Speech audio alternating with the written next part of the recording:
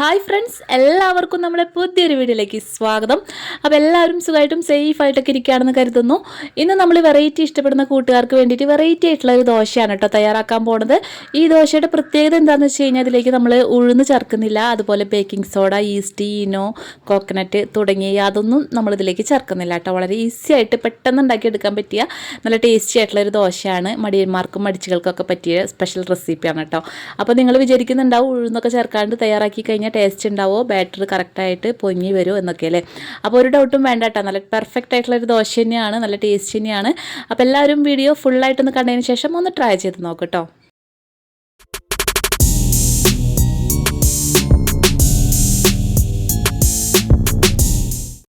അപ്പോൾ വീഡിയോയിലേക്ക് പോകുന്നതിന് മുമ്പ് ചെറിയൊരു കാര്യം പറഞ്ഞോട്ടെ. നമ്മൾ ഈ ഒരു വീഡിയോ കണ്ടുകൊണ്ടിരിക്കുന്ന സമയത്ത് വീഡിയോ നിങ്ങൾക്ക് ഇഷ്ടമാണെങ്കിൽ പ്ലീസ് മടിക്കാതെ ഒന്ന് ലൈക്ക് അടിച്ച് സപ്പോർട്ട് ചെയ്യണം കേട്ടോ.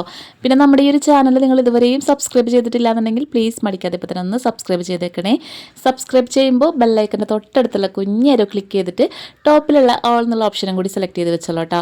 എന്നാലാണ് ഞാൻ അടുത്തതായിട്ടിടുന്ന പുതിയ വീഡിയോസിൻ്റെ നോട്ടിഫിക്കേഷനൊക്കെ നിങ്ങൾക്ക് അപ്പോൾ തന്നെ കിട്ടുള്ളൂ. അപ്പോൾ എല്ലാവരും മറക്കാതെ ഇതൊന്ന് ചെയ്യണേ. നമ്മളിന്ന് ഇവിടെ ഒരു ദോശ തയ്യാറാക്കാനായിട്ട് ഇവിടെ പച്ചരിയാണ് എടുക്കുന്നത്. പച്ചരി നമുക്ക് ആദ്യം ഒന്ന് കുതിർത്തെടുക്കാനുണ്ട്. അപ്പോൾ അതിനായിട്ട് ഞാനിവിടെ 250 ml മെഷറിംഗ് കപ്പിൽ 2 കപ്പ് അളവിൽ പച്ചരിയാണ് കേട്ടോ എടുക്കുന്നത്. നിങ്ങളുടെ കയ്യിൽ മെഷറിംഗ് കപ്പ് ഇല്ലാന്നുണ്ടെങ്കിൽ ചായ കുടിക്കുന്ന ഗ്ലാസ്സോ കപ്പൊക്കെ കാണുമല്ലോ, അതിലെടുത്താലും മതി കേട്ടോ. ഞാൻ എടുത്തിട്ടുള്ള ഇതേ അളവിൽ നിങ്ങൾ പച്ചരി എടുക്കുകയാണെന്നുണ്ടെങ്കിൽ നിങ്ങൾക്ക് 15 മുതൽ 20 ദോശ വരെ തയ്യാറാക്കി എടുക്കാൻ പറ്റും കേട്ടോ.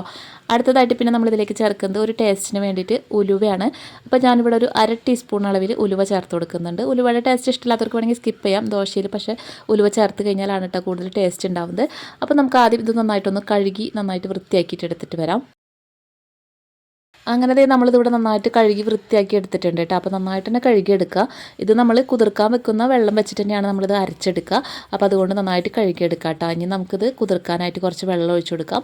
ഞാനിവിടെ നോർമൽ ടെമ്പറേച്ചറിലുള്ള വെള്ളമാണ് ഒഴിച്ചു കൊടുക്കുന്നത്. ഇനി നിങ്ങൾക്ക് പെട്ടെന്ന് കുതിർന്ന് കിട്ടണമെന്നുണ്ടെങ്കിൽ നല്ല തിളച്ച വെള്ളം ഒഴിച്ചു കൊടുക്കാവുന്നതാണ് കേട്ടോ. നല്ല തിളച്ച വെള്ളം ഒഴിച്ചിട്ട് 1 മണിക്കൂർ അങ്ങനെ വെച്ച് കഴിഞ്ഞാൽ തന്നെ കുതിർന്ന് കിട്ടും. അപ്പോൾ ഇത് നമ്മളിവിടെ സാധാ വെള്ളം ഒഴിച്ചിട്ട് കുതിർക്കാൻ വയ്ക്കുകയാണ്. ഞാനിവിടെ ഒരു 5 മണിക്കൂർ ഇതൊന്ന് കുതിർക്കാനായിട്ട് മാറ്റി വയ്ക്കുന്നുണ്ട് കേട്ടോ. അപ്പോൾ സമയമില്ലാത്തവർക്ക് വേണമെങ്കിൽ തിളച്ച വെള്ളം ഒഴിച്ചിട്ട് കുതിർക്കാൻ വയ്ക്കാം. അപ്പോൾ നമുക്ക് എന്തായാലും ഇത് മൂടി വയ്ക്കാം. മൂടി വെച്ചിട്ട് നമുക്ക് നന്നായിട്ടൊന്ന് കുതിർന്ന വരെ ഒന്ന് വെയിറ്റ് ചെയ്യാം കേട്ടോ. അങ്ങനത്തെ ഇപ്പോൾ നമ്മൾ പച്ചരി കുതിർക്കാൻ വെച്ചിട്ട് 5 മണിക്കൂർ കഴിഞ്ഞിട്ടുണ്ട്. നന്നായിട്ട് തന്നെ കുതിർന്ന് വന്നിട്ടുണ്ട് കേട്ടോ. അപ്പോൾ നമുക്ക് ഇനി ഇതൊന്ന് അരച്ചെടുക്കാം. അപ്പോൾ അതിനായിട്ട് ഞാൻ മിക്സിയുടെ വലിയ ജാറാണ് കേട്ടോ എടുത്തിട്ടുള്ളത്. വലിയ ജാറാകുമ്പോൾ നമുക്ക് ഒറ്റയടിക്ക് തന്നെ കംപ്ലീറ്റും അരച്ചെടുക്കാൻ പറ്റും. അപ്പോൾ ഇതേ ഞാൻ പച്ചരി കംപ്ലീറ്റ് ഇട്ട് കൊടുത്തിട്ടുണ്ട്. പച്ചരി കുതിർത്ത വെള്ളം ഒഴിച്ചു കൊടുത്തിട്ടുണ്ട് കേട്ടോ. ഇനി നമ്മൾ അടുത്തതായിട്ട് ഇതിലേക്ക് ചേർത്ത് കൊടുക്കുന്നത് ചോറാണ് കേട്ടോ. അപ്പോൾ നമ്മളെ സെയിം കപ്പിൽ തന്നെയാണ് ഞാനിവിടെ അളന്നെടുത്തിട്ടുള്ളത്.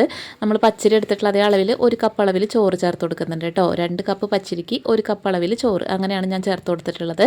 അപ്പോൾ ഏത് ചോറായാലും കുഴപ്പമില്ല, മട്ടരിയുടെ ആയാലും സാധാ വൈറ്റ് റൈസ് ആയാലും ഏതായാലും കുഴപ്പമില്ല. നിങ്ങളുടെ കയ്യിൽ ഏതാണോ ഉള്ളതെന്ന് വെച്ചാൽ അത് 1 കപ്പ് ചേർത്ത് കൊടുക്കുക കേട്ടോ. പിന്നെ നമുക്കിതിലേക്ക് ആവശ്യത്തിനുള്ള ഉപ്പും കൂടി ചേർത്ത് കൊടുക്കാം. ഉപ്പും കൂടി ചേർത്ത് കഴിഞ്ഞാൽ നമുക്ക് ഇത് നന്നായിട്ടൊന്ന് അരച്ചെടുക്കാം കേട്ടോ. നല്ല മയത്തിൽ പട്ട് പോലെ തന്നെ അരച്ചെടുക്കണം. അപ്പോൾ ഇതിലേക്ക് നമ്മൾ പിന്നെ ഇനി വേറെ വെള്ളമൊന്നും ഒഴിക്കുന്നില്ല കേട്ടോ. നമ്മൾ ആ പച്ചരി കുതിർത്ത വെള്ളം കുറച്ച് ഒഴിച്ചിട്ടുണ്ടായിരുന്നു. അപ്പോൾ അത്രയും മതി. ഇനി ഇത് നമുക്ക് നന്നായിട്ടൊന്ന് അരച്ചെടുത്തിട്ട് വരാം.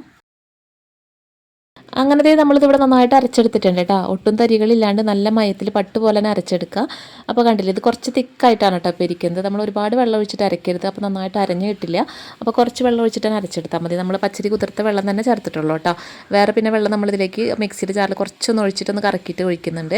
ഒരു 2 ടീസ്പൂൺ അങ്ങനെ മതിയിട്ട്, ഒരുപാടൊന്നും വേണ്ട. എന്നിട്ട് നമുക്ക് കൈ വെച്ചിട്ട് നന്നായിട്ട് ഇതൊന്ന് മിക്സ് ആക്കി എടുക്കാം കേട്ടോ. ഈ ഒരു സ്റ്റെപ്പ് ഇതിൽ വളരെ പ്രധാനപ്പെട്ടതാണ് കേട്ടോ. നമ്മൾ കൈ വെച്ച് തന്നെ ചെയ്യണം, അല്ലാതെ സ്പൂൺ കൊണ്ട് തവി കൊണ്ടോ ഒന്നും ചെയ്താൽ കറക്റ്റായിട്ട് നമ്മൾ ഈ ഒരു ദോശ ബാറ്റർ റെഡി ആവില്ല കേട്ടോ. അപ്പോൾ അതുകൊണ്ട് കൈ വെച്ച് നന്നായിട്ട് മിക്സ് ആക്കുക. നമ്മൾ എന്നിട്ട് തവി കൊണ്ട് ബാറ്റർ കോരി ഒഴിക്കുന്ന പോലെ കൈ കൊണ്ട് തന്നെ ഇങ്ങനെ ഒന്ന് മേലോട്ട് പൊക്കിയിട്ട് ഒഴിച്ചു കൊടുക്കുക കേട്ടോ. നമ്മളിങ്ങനെ ചെയ്യണം എന്തിനാണെന്ന് വെച്ച് കഴിഞ്ഞാൽ നമ്മുടെ ഈ ഒരു ബാറ്ററിൽ നന്നായിട്ട് എയർ ബബിൾസ് ഒക്കെ വന്നിട്ട് നമ്മൾ ഈ ഒരു ദോശ ബാറ്റർ നന്നായിട്ടൊന്ന് പതഞ്ഞ് വരാൻ വേണ്ടിയിട്ടാണ് നമ്മളിങ്ങനെ ചെയ്യണത് കേട്ടോ. ഇത് നമ്മൾ ഒരു 5 മിനിറ്റോളം ഇങ്ങനെ തന്നെ ചെയ്തുകൊണ്ടിരിക്കുക. അതിനുശേഷം നമുക്ക് ഇനി ഇതൊന്ന് റെസ്റ്റ് ചെയ്യാനായിട്ട് വെക്കണം. അപ്പോൾ ഞാനിവിടെ ഇതൊരു ഓവർനൈറ്റ് ഫുള്ളായിട്ടാണ് റെസ്റ്റ് ചെയ്യാൻ വെക്കുന്നത് കേട്ടോ.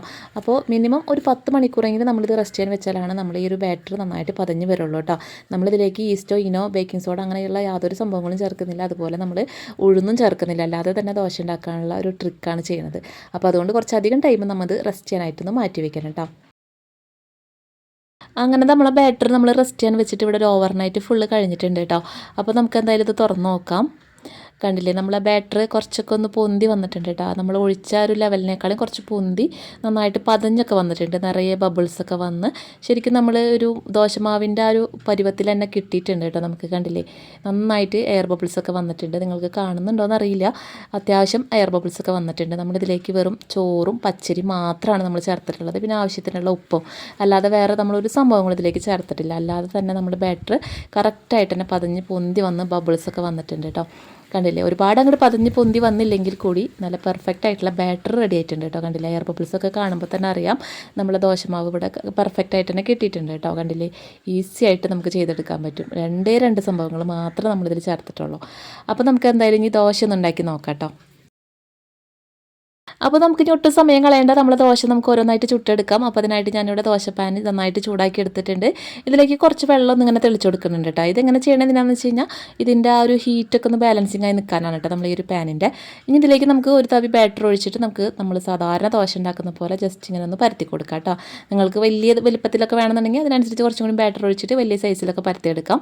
ഞാനിവിടെ നോർമലായിട്ടുള്ള ഒരു സൈസിൽ തന്നെയാണ് കേട്ടോ അത് തയ്യാറാക്കി എടുക്കുന്നത്. അപ്പോൾ അതേ നമ്മൾ ബാറ്റർ ഒഴിച്ചിട്ട് ഇങ്ങനെ പരത്തണ സമയത്ത് തന്നെ നന്നായിട്ട് ഹോൾസൊക്കെ വരുന്നുണ്ട്. നിങ്ങൾക്ക് കാണാൻ പറ്റുന്നുണ്ടല്ലോ, നന്നായിട്ട് ഹോൾസൊക്കെ വരുന്നുണ്ട് കേട്ടോ. അടിപൊളിയായിട്ടുള്ള ദോശ നമുക്കിവിടെ റെഡി ആവുന്നുണ്ട്.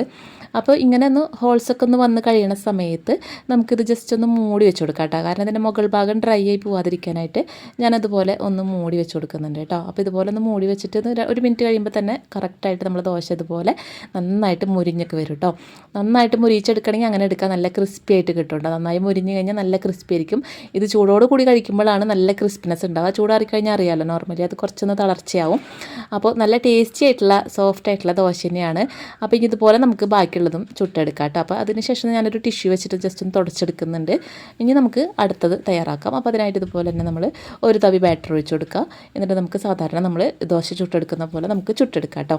ഇപ്പോൾ കുറേ പേരെ മനസ്സിലുണ്ടാവും ഉഴുന്ന് ചേർക്കാതെ ദോശ തയ്യാറാക്കി കഴിഞ്ഞാൽ ടേസ്റ്റ് ഉണ്ടാവുമോ എന്നുള്ള കാര്യം കേട്ടോ.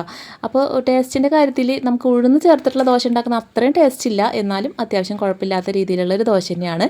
നമുക്ക് ഉഴുന്നില്ലാത്ത സമയത്തൊക്കെ പെട്ടെന്ന് ഉണ്ടാക്കാൻ പറ്റിയ ഒരു ഈസി ആയിട്ടുള്ള ദോശ റെസിപ്പിയാണ് കേട്ടോ. ഇനിയിപ്പോൾ ഉഴുന്ന് ചേർക്കാത്തതുകൊണ്ട് ഇത് ദോശയല്ല എന്നൊക്കെ പറഞ്ഞ് കമൻസൊക്കെ വരും. അപ്പോൾ ഞാൻ പറയുന്നത് എന്താണെന്ന് വെച്ച് കഴിഞ്ഞാൽ നമുക്ക് ഉഴുന്നില്ലാത്ത സമയത്തൊക്കെ പെട്ടെന്ന് ചെയ്യാൻ പറ്റിയ ഈസി ആയിട്ടുള്ള ഒരു ദോശ അത്രയും കണക്കൊക്കെ മതിയിട്ട്, അല്ലാതെ നിങ്ങൾ ഉഴുന്നിൻ്റെ ദോശ വെച്ചിട്ട് ഇതിനെ നിങ്ങൾ കാൽക്കുലേറ്റ് ചെയ്യരുത്. ഉഴുന്ന് ചേർക്കുമ്പോൾ അതിൻ്റെ ടേസ്റ്റിന് വ്യത്യാസം വരും. അപ്പോൾ അതുകൊണ്ട് ഇതിനിപ്പോൾ ചോറും പച്ചരി ആണെങ്കിൽ കൂടി ടേസ്റ്റിന് ഒട്ടും മോശം എന്നല്ല പറയുന്നത്, ടേസ്റ്റൊക്കെ ഉണ്ട്. ഇത് നമുക്ക് ചട്നി കൂട്ടിയിട്ടോ സാമ്പാർ കൂട്ടിയിട്ടൊക്കെ കഴിക്കുമ്പോൾ ടേസ്റ്റ് തന്നെയാണ്. ഉഴുന്നിൻ്റെ ആ ഒരു ടേസ്റ്റുള്ള ദോശയുടെ ആ ഒരു ടേസ്റ്റ് നമുക്ക് ഈ ദോശയ്ക്ക് എന്തായാലും കിട്ടില്ല. അത് നമ്മൾ ഉഴുന്ന് ചേർത്താൽ തന്നെയല്ലേ കിട്ടുള്ളൂ. അപ്പോൾ ഞാൻ നുണ പറഞ്ഞാൽ നിങ്ങളെ പറ്റിക്കണമെന്നില്ല. അപ്പോൾ കുഴപ്പമില്ലാത്ത നല്ല ടേസ്റ്റി ആയിട്ടുള്ള ദോശയാണ്. നമുക്ക് പെട്ടെന്നൊക്കെ ചെയ്യാൻ പറ്റിയ, ഉഴുന്നില്ലാത്ത സമയത്ത് പെട്ടെന്ന് ദോശ ഉണ്ടാക്കണം എന്നൊക്കെ തോന്നിക്കഴിഞ്ഞാൽ ബ്രേക്ക്ഫാസ്റ്റ് കുറച്ചും കൂടി ഈസി ആക്കാനൊക്കെ പറ്റിയിട്ടുള്ള ഒരു അടിപൊളി ദോശ തന്നെയാണ് കേട്ടോ. അപ്പോൾ നല്ല സോഫ്റ്റാണ്, നന്നായിട്ട് ചൂടാറി കഴിഞ്ഞാൽ നന്നായിട്ട് സോഫ്റ്റായിട്ട് നല്ല പോലെ തളർന്ന് കിട്ടും കേട്ടോ. നല്ല ചൂടോട് കൂടിയാണെങ്കിൽ നല്ല ക്രിസ്പി ആയിട്ടുള്ള ദോശയായിട്ട് നിങ്ങൾക്ക് കഴിക്കുകയും ചെയ്യാം. അപ്പോൾ ഇത്രേ ഉള്ളൂ കേട്ടോ നമ്മളെ ദോശയുടെ പണി. വളരെ ഈസി ആയിട്ട് തയ്യാറാക്കി എടുക്കാൻ പറ്റിയ നല്ല ടേസ്റ്റി ആയിട്ടുള്ളൊരു ദോശ തന്നെയാണ്. അപ്പോൾ എല്ലാവരും ഒന്ന് ട്രൈ ചെയ്ത് നോക്കിട്ടോ. നിങ്ങൾ ട്രൈ ചെയ്ത് കഴിഞ്ഞാലാണ് നിങ്ങൾക്ക് അതിൻ്റെ ആ ഒരു ടേസ്റ്റും കാര്യങ്ങളൊക്കെ മനസ്സിലാവുള്ളൂ. അപ്പോൾ നിങ്ങൾ ട്രൈ ചെയ്ത് നോക്കിയിട്ട് നിങ്ങളുടെ അഭിപ്രായങ്ങൾ കമൻറ്റിലൂടെ അറിയിക്കുക. പിന്നെ ഈ വീഡിയോ ഇഷ്ടമായിട്ടുണ്ടെങ്കിൽ ഒന്ന് ലൈക്ക് ചെയ്യുക. നിങ്ങളുടെ കുക്കിംഗ് ഇൻട്രസ്റ്റഡ് ആയിട്ടുള്ള ഫ്രണ്ട്സിനും ഫാമിലിക്കും നമ്മൾ ഈ വീഡിയോ ഒന്ന് ഷെയർ ചെയ്ത് കൊടുത്ത് സപ്പോർട്ട് ചെയ്യുക കേട്ടോ. പിന്നെ നമ്മുടെ ചാനൽ സബ്സ്ക്രൈബ് ചെയ്യാൻ മറന്നുപോയവരും വിട്ടുപോയവരൊക്കെ ഉണ്ടെങ്കിൽ പ്ലീസ് മടിക്കാതെ ഇപ്പോൾ തന്നെ ഒന്ന് സബ്സ്ക്രൈബ് ചെയ്തിട്ട് ബെല്ലൈക്കൺ ഒന്ന് എനേബിൾ ചെയ്ത് വെക്കുക കേട്ടോ. അപ്പോൾ ഇൻഷാ അല്ലാഹ് ഇതുപോലെ നല്ല ടേസ്റ്റിയും വെറൈറ്റിയും ആയിട്ടുള്ള അടിപൊളി റെസിപ്പികളും വീഡിയോസൊക്കെ ആയിട്ട് നമുക്ക് വീണ്ടും കണ്ടുമുട്ടാം. അപ്പോൾ ഇതുവരെയും നമ്മളെ വീഡിയോ കണ്ട് സപ്പോർട്ട് ചെയ്ത എല്ലാവർക്കും ഒരുപാട് നന്ദിയും സ്നേഹവും അറിയിക്കുകയാണ്. തുടർന്നും നിങ്ങളുടെ എല്ലാവരും സപ്പോർട്ടും പ്രതീക്ഷിച്ചുകൊണ്ട് മുമ്പോട്ട് പോവുകയാണ് കേട്ടോ. അപ്പോൾ ഒരിക്കൽ കൂടി എല്ലാവർക്കും ഒരുപാട് നന്ദി. താങ്ക്